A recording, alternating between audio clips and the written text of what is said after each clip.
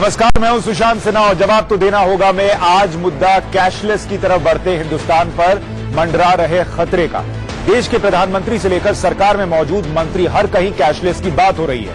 देश के दूर दराज के इलाकों में मंत्री चाय पीकर पैसे पेटीएम जैसे ई वॉलेट से दे रहे हैं। संदेश तो यही दिया जा रहा है कि अब इंडिया कैशलेस होने की तरफ बेफिक्री से बढ़ सकता है। कहीं कोई दिक्कत नहीं है, लेकिन दिक्कत है और बड़ी दिक्कत है। और सिर्फ दिक्कत ही नहीं, बड़ा सवाल भी है कि क्या कैशलेस लेन देन फ्रॉडलेस भी है। ये सवाल इसलिए क्योंकि धोखाधड़ी के ऐसे मामले अब सामने आने लगे हैं जिसमें ई वॉलेट से पैसा उड़ा लिया गया। आज जवाब इसी पर लेंगे कि आखिर कैशलेस इंडिया में फ्रॉडलेस हो पाएंगे हम। पहले आपको एक रिपोर्ट दिखाते हैं, फिर जवाब मांगेंगे।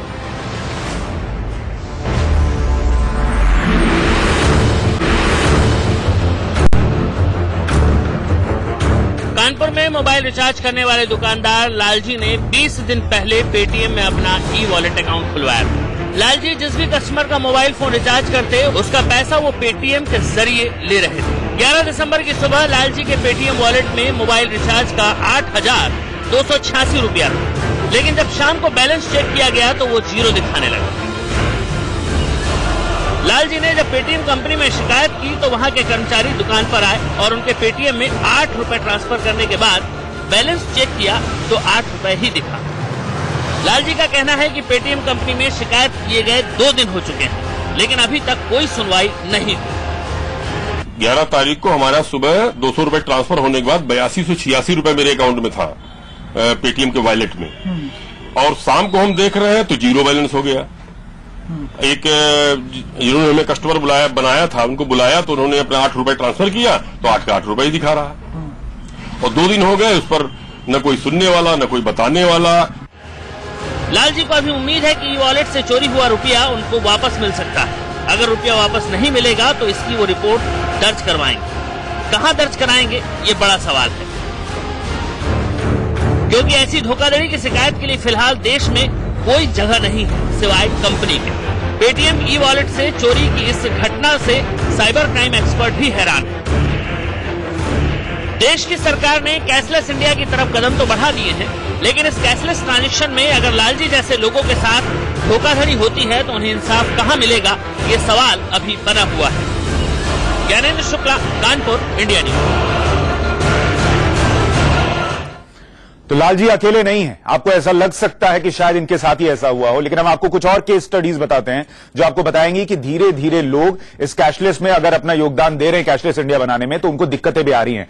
आपको एक अगली केस स्टडी बताते हैं। भग्गू राम है, 64 साल के हैं, रिटायर हो गए। इनके पास एक फोन आता है जो ये कहता है कि आप अपना बैंक से जाकर पैसा क्यों निकालिएगा, मुझे डेबिट कार्ड का नंबर और जो ओटीपी आता है वो बता दीजिए। उसके बाद इनके अकाउंट से 9,900 रुपए निकालकर वो शख्स पेटीएम के जरिए मोबाइल खरीद लेता है। इनको पता ही नहीं चला कि इनके साथ धोखाधड़ी हो गई और अब इधर से उधर दौड़ रहे हैं, पैसा नहीं मिल रहा। एक दूसरी केस स्टडी लोकेश जैन है, ये दिल्ली के शादरा में रहते हैं। इनके पास ये पेटीएम से कारोबार कर रहे थे, पेटीएम में वॉलेट के जरिए, और इनके अकाउंट में 17,580 रुपए थे। शाम होते होते ये पैसा ही गायब हो गया। इनको पता ही नहीं चल रहा कि वो पैसा गया कहां और कहां से आएगा, कैसे मिलेगा, ये नहीं पता। तो ये कुछ 1-2 केस स्टडीज हैं, लेकिन जो बड़ा खतरा है उसको समझने के लिए आप ये भी देखिए कि कुछ महीनों पहले ठाणे में 6 कोऑपरेटिव बैंक के कर्मचारियों से 7 करोड़ की गड़बड़ी के मामले में वो धरे गए थे। तो ये भी हुआ है।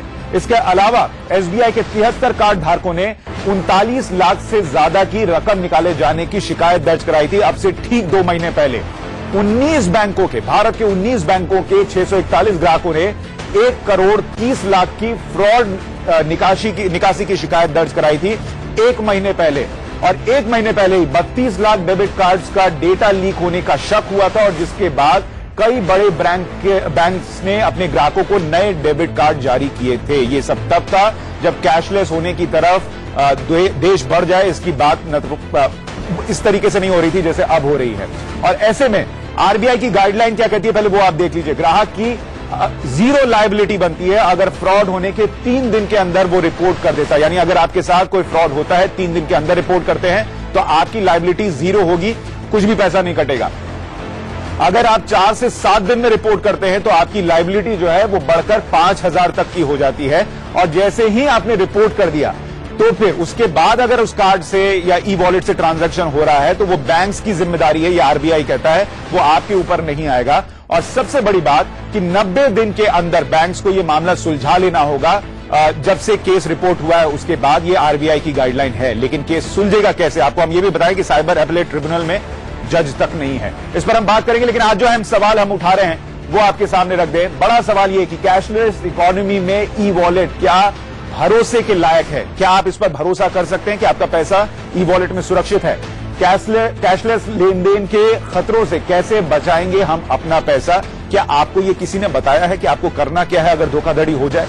सरकार के कैशलेस इंडिया में भरोसे की गारंटी कौन देगा? सरकार देगी, बैंक देंगे, आरबीआई देगा, कौन देगा? ये इसका जवाब भी लोगों को चाहिए। और कैशलेस इंडिया को फ्रॉडलेस इंडिया भी बनाने के लिए सरकार की तैयारी है क्या? क्योंकि अक्टूबर के महीने में देश के वित्त मंत्री ने आरबीआई और बैंक से ये रिपोर्ट मांगी कि कितने ऐसे ई फ्रॉड केसेस हो सकते हैं और इससे निपटने के लिए बैंक तैयार हैं भी या नहीं, यानी रिपोर्ट भी सरकार के पास नहीं थी। हमारे साथ कुछ खास मेहमान जुड़ रहे हैं जो इस पर जवाब देंगे। सुदेश वर्मा हैं, बीजेपी के प्रवक्ता हैं, जीतू पटवारी हैं, कांग्रेस के प्रवक्ता हैं, और हमारे साथ पवन दुग्गल जो कि साइबर एक्सपर्ट हैं, वो आपसे थोड़ी देर में जुड़ेंगे। सुदेश जी, मेरा पहला सवाल आपसे है कि अब लोग कैशलेस इंडिया में सरकार की जो कोशिश है उसमें मदद देने के लिए तैयार तो हो रहे हैं, लेकिन फ्रॉड के केसेस भी सामने आने लगे हैं। क्या कैशलेस इंडिया में फ्रॉडलेस इंडिया बनाने की सरकार की तैयारी थी और लोगों को जागरूक किया गया है कि उनको करना क्या है, लोगों को पता भी है क्या? देखिए, पहली बात तो यह है कि जो घड़ी है सुई की, इसको वापस नहीं घुमाया जा सकता, क्योंकि जैसे जैसे मॉडर्नाइजेशन हो रहा है, जैसे जैसे टेक्नोलॉजी की एक्सेप्टेंस बढ़ रहे हैं, लोग कैशलेस की तरफ बढ़ेंगे, लेस कैश से कैशलेस की ओर बढ़ेंगे। अब बात आती है सिक्योरिटी के लिए। इसके लिए आप सरकार को दोषी ठहराएं, मुझे लगता है बहुत वाजिब नहीं है, क्योंकि जैसे बैंकिंग सिस्टम है, हर बैंकिंग का अपना सिक्योरिटी सिस्टम होता है, और कौन बैंक ज्यादा सिक्योर्ड है, किस सर्वर को यूज करता है, उसने क्या कॉम्प्लिकेशंस यूज किए हैं, अगर आपके एक्सपर्ट होंगे तो वो बता पाएंगे। उसके बेसिस पर एक ये बैंक सिक्योर है, ये नहीं है। बैंक ने बहुत से मेजर्स लिए हैं, जैसे आपको इमीडिएट अलर्ट कर देना। अगर आपके कार्ड से कोई निकालता है, जैसे मेरे कार्ड से कोई निकालता है, तो तुरंत अलर्ट हो जाता है कि निकला है। सुदेश जी, पास जैसा आप बता रहे थे, मैं सरकार को या हम में से कोई भी हैं। सरकार को इस वक्त दोषी नहीं बता रहा, हम सिर्फ सवाल उठा रहे हैं कि सरकार कह रही है आप कैशलेस ट्रांजैक्शन कीजिए। रिपोर्ट ये कहती है कि अक्टूबर में देश के वित्त मंत्री ने आरबीआई और बैंक से ये पूछा कि कितने बैंक्स जो है वो इस कैशलेस ट्रांजैक्शन के लिए तैयार हैं और अगर धोखाधड़ी हो तो इससे निपटने के लिए तैयार हैं। यानी आपके पास पूरी रिपोर्ट भी अभी नहीं आई और आप कैशलेस की तरफ लोगों को बढ़ने के लिए कह रहे हैं, किस भरोसे के साथ? देखिए, बात अगर धोखाधड़ी की है तो आप ये बोलिए, क्या सिग्नेचर फॉर्ज करके धोखाधड़ी नहीं होती? आप कार खरीदते हैं, आपका कार, दिल्ली में सबसे ज्यादा कार चोरी होता है, टू व्हीलर चोरी होता है, तो क्या लोग कार और टू व्हीलर पर नहीं चढ़ना बंद कर देंगे क्या? इसके हमें ज्यादा सिक्योर्ड होना है, इसमें कोई दो मत नहीं है, लेकिन डिजिटल इंडिया की तरफ आपको बढ़ना ही पड़ेगा। ज्यादा सिक्योरिटी मेजर्स लिए जाएंगे। कार और बाइक चोरी होती है तो हम कार और बाइक को लॉक करके रखते हैं ना, उसमें गियर लॉक भी लगाते हैं, ऐसा तो नहीं कि उसको सड़क पर छोड़ देते हैं। उसके बाद भी चोरी हो जाती है, उसके बाद तो कुछ केसेस होंगे, लेकिन तैयारी अपनी तरफ से तो करते हैं। इसका मतलब ये थोड़ी है कि आप ये लोगों से कहेंगे कि ये तो होगा और आप कैशलेस ट्रांजैक्शन कीजिए। नहीं, देखिए, इसको कम करने की जरूरत है। पूरे वर्ल्ड में डिजिटल फ्रॉड होता है, लेकिन बहुत नेग्लिजिबल स्तर पर होता है, इसलिए इससे डरने की आवश्यकता नहीं है। जो नॉर्मल मैकेनिज्म है उससे बहुत कम होता है, और यही एश्योरेंस है, और हम सिक्योर बनाएंगे। अगर सरकार कुछ कर, जैसे मान लीजिए पुलिस सिस्टम है, पुलिस सिस्टम इफेक्टिव हो जाती है। अगर आप कंप्लेन करते हैं, साइबर सेल है, जैसे दिल्ली पुलिस की बात करें, साइबर सेल पूरा उनका है, वो इन्वेस्टिगेट करते हैं। आपका अगर मोबाइल खोता है तो मोबाइल के जो आईएमई सिस्टम है उसके थ्रू मोबाइल ट्रैक हो सकता है। तो इसके दुधारू तलवार है ये, अगर आप ठीक से यूज करें तो आपको अच्छा देगा, अगर आप उसको यूज नहीं करें। बहुत अच्छी बात, आपने बहुत अच्छी बात कही कि अगर आप ठीक से यूज करें तो आपको दिक्कत नहीं आएगी, लेकिन गांव में हर जगह आप लोग कह रहे हैं लोगों से कि लोग जो है वो इसका इस्तेमाल करें। क्या लोगों को यह बताया गया कि ठीक से इस्तेमाल करना होता क्या है? हमने अभी केस स्टडीज दिखाई है, लोगों को पता ही नहीं चला कि उनके साथ हो क्या गया। जीतू पटवारी साहब, क्या इस वक्त देश तैयार है इस कैशलेस ट्रांजैक्शन की तरफ बढ़ने के लिए, और क्या लॉज जो सुरक्षा होनी चाहिए वो अभी मौजूद है देश में?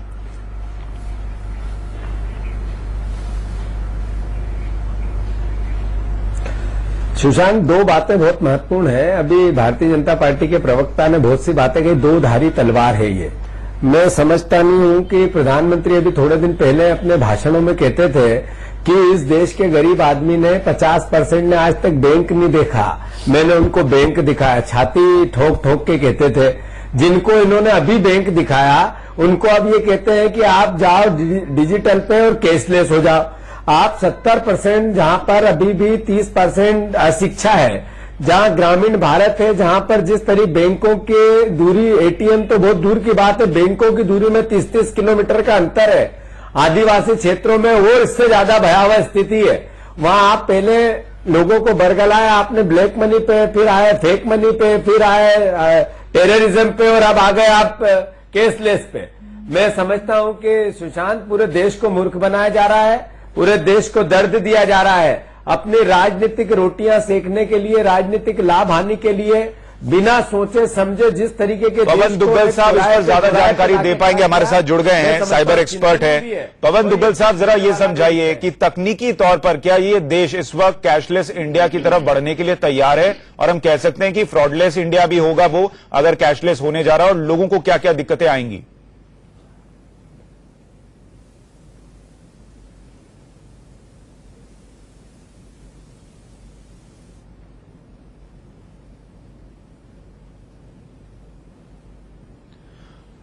पवन जी, आपकी आवाज नहीं आ पा रही है। मैं एक बार फिर से कोशिश करता हूं कि आपकी आवाज जो है वो आ जाए और उसके बाद हम सुन पाए आप क्या कह रहे हैं। तब तक मैं सुदेश वर्मा साहब के पास जाना चाहूंगा कि सुदेश जी, एक बात ये भी बताइए कि आप ये कह रहे थे कि कहीं भी कुछ भी होता है तो इस तरीके के मामले तो सामने आ ही जाते हैं।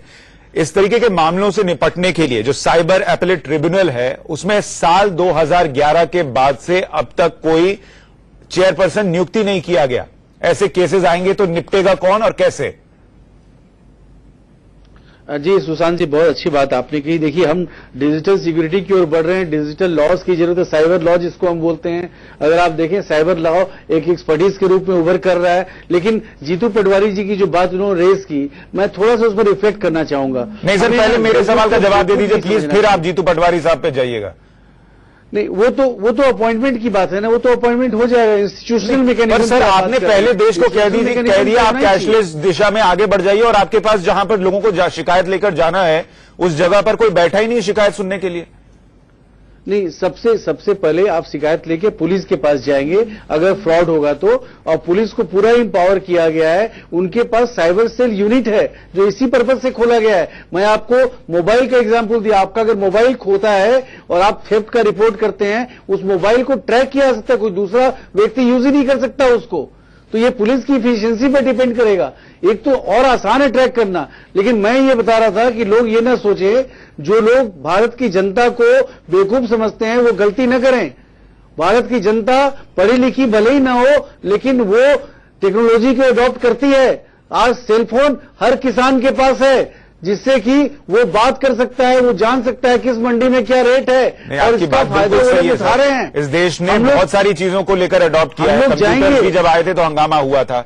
सवाल सिर्फ इतना है कि जिस दिशा में हम लोगों को लेकर बढ़ रहे हैं, क्या सुरक्षित दिशा में लेकर बढ़ रहे हैं और सुरक्षा को सुनिश्चित किया है या नहीं किया है? पवन दुग्गल साहब, अब आपकी आवाज आ रही है, अब आप जो बात कह रहे थे वो कहें। जी देखिए, मैं कह रहा हूं कि अब तैयारी की ओर नजर डालें डिजिटल इकोनॉमी को अग्रसर होने में, तो वहां पर हमें लगता है कि अभी हम लोग तैयार उतने नहीं है।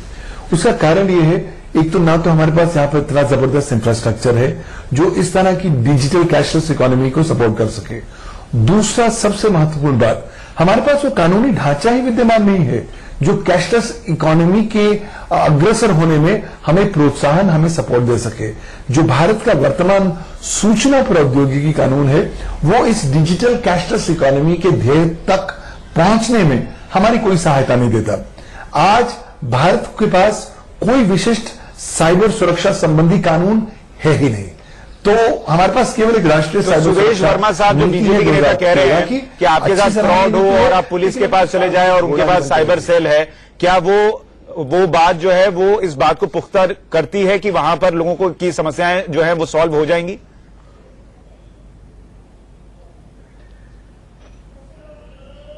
देखिए, अधिकांश केसेस में ये सामने आ रहा है कि आपकी समस्याएं सॉल्व नहीं हो पा रही हैं। क्यों? क्योंकि अधिकांश केसेस में पुलिस अधिकर्मी केस दर्ज ही नहीं करते हैं। उनके लिए ये फ्रॉड का केस इतना माइनर केस होता है कि वो अपनी मगजबच्ची नहीं करना चाहते। दूसरी बात, अधिकांश से पुलिस अधिकर्मी आज जो इंस्पेक्टर लेवल के हैं वो ऑथराइज किए गए हैं कि वो साइबर क्राइम में केस दर्ज कर सकें, लेकिन उन्हें पास उतनी ट्रेनिंग, वो क्षमता, वो टूल्स विद्यमान नहीं है कि वो इस तरह के पेचीदा साइबर मामलों को डील कर सकें। तो इसलिए अगर आप सोचते हैं कि तुरंत रेमेडी मिलती है, तो रेमेडी नहीं मिलती। पवन जी, एक बात और बताइए, मैं ब्रेक पर जाऊं उससे पहले, जो क्वालकॉम कंपनी है जो चिपसेट बनाती है, उसने कहा है कि भारत में इस तरीके के खतरे बहुत ज्यादा हैं क्योंकि यहां पर हार्डवेयर के लेवल पर कोई सिक्योरिटी जो है वो नहीं अपनाई जाती।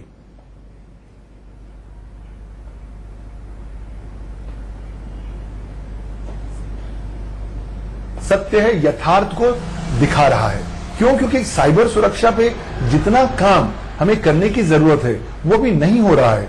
आज कोई भी मोबाइल वॉलेट सर्विस प्रोवाइडर को आप देख लें, 100% सुरक्षा कोई नाम की चीज है ही नहीं। तो इस संदर्भ में मुझे लगता है राष्ट्र को ही साइबर सुरक्षा को लेकर, मेरे मन में एक सवाल ये भी है कि क्या हम 100% सुरक्षा ले, संदर्भ में मुझे लगता है राष्ट्र को ही साइबर सुरक्षा को लेकर, मेरे मन में एक सवाल ये भी है कि क्या हम 100% सुरक्षा लेकर या सुनिश्चित करके ही इस दिशा में आगे बढ़ सकते थे, या जो मौजूदा स्थिति है उसको थोड़ा और बेहतर करके आगे बढ़ा जा सकता था? इस पर हम जवाब लेंगे, एक छोटे से ब्रेक के लिए रुक रहे हैं, जल्द लौटेंगे। जवाब तो देना होगा। मैं आज सवाल हम पूछ रहे हैं कि कैशलेस इकोनॉमी की तरफ तो हम बढ़ रहे हैं, लेकिन क्या वो फ्रॉडलेस भी होगी? और बीजेपी और कांग्रेस के नेता हमारे साथ हैं, पवन दुग्गल साइबर एक्सपर्ट हमारे साथ हैं। सुदेश वर्मा साहब, ये बताइए, जो पवन दुग्गल साहब कह रहे थे कि हमारे पास कानून भी अभी पुख्ता नहीं है कि हम कैशलेस इंडिया की तरफ बढ़ें, सुरक्षा के जो लेयर्स होने चाहिए वो भी नहीं है, तो ये हम किस तरफ ले जा रहे हैं जनता को? देखिए, आप सुशांत जी एक बात सोचिए, कुछ सालों पहले तक मेरे पास भी एक बैंक का अकाउंट हुआ करता था जो खाते में होता था। हम पैसा निकालते थे और वहां नोट करवाते थे जाके। और पिछले, मुझे याद है कि 7-8 साल में, चूंकि मैं कार्ड यूज करता हूं, मुझे कभी बैंक जाने की जरूरत नहीं पड़ी। अपने एटीएम से पैसे निकाले। मैं जानता हूं बहुत लोगों को कि किसी को कोई प्रॉब्लम नहीं हुआ। तो अवेयरनेस क्रिएट करने की जरूरत है। क्या आपने, अगर कार्ड यूज, जैसे रुपए कार्ड की हम बात कर रहे हैं, जनधन योजना में रुपए कार्ड की बात हो रही है ना, सबको इश्यू हो रहा है। तो रुपए कार्ड जब आप यूज करेंगे तो ये अवेयरनेस हम लोग क्रिएट, मतलब आप ये कह रहे हैं कि ये फ्रॉड चलता रहे और धीरे धीरे लोग सीखते जाएं। पवन जी, एक बात बताइए, क्या ये संभव था कि पूरे सिस्टम को 100% या अभी जो मौजूदा स्थिति है उतने में ही, इस तरीके से, जिस तरीके से सरकार आगे ले जा रही है वैसे ले जाया जाए, या अभी और तैयारी की जरूरत थी?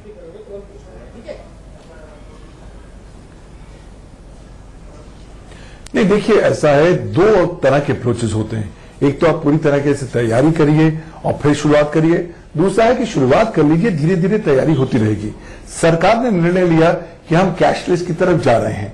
अब सरकार के ऊपर ये जो चुनौतियां सामने आ रही हैं उस पर सरकार काम कर रही है। कई सारी कमिटीज का गठन हो चुका है और बहुत जल्दी हमें उम्मीद है कि ये सरकार साइबर सुरक्षा संबंधी नया कानून लेकर आए, डिजिटल पेमेंट्स के बारे में जो डाउट्स हैं वो क्लैरिफाई कर सके। क्योंकि देखिए ना, हमारा यानी अभी इतना तो हम कह सकते हैं पवन जी की तैयारी अभी पूरी नहीं है। लोगों को दिक्कतें जो हैं वो आएंगी, जैसे कि आनी शुरू हो गई हैं, जैसे हमने आपको शुरू में बताया था। और सरकार ये उम्मीद कर रही है कि वो धीरे धीरे जब इस तरीके के मामले आते जाएंगे तो उन्हें कैसे रोकना है, इसको लेकर तैयारी भी पूरी करती जाएगी। जवाब तो देना होगा। मैं आज इतना ही, तमाम मेहमानों का शुक्रिया।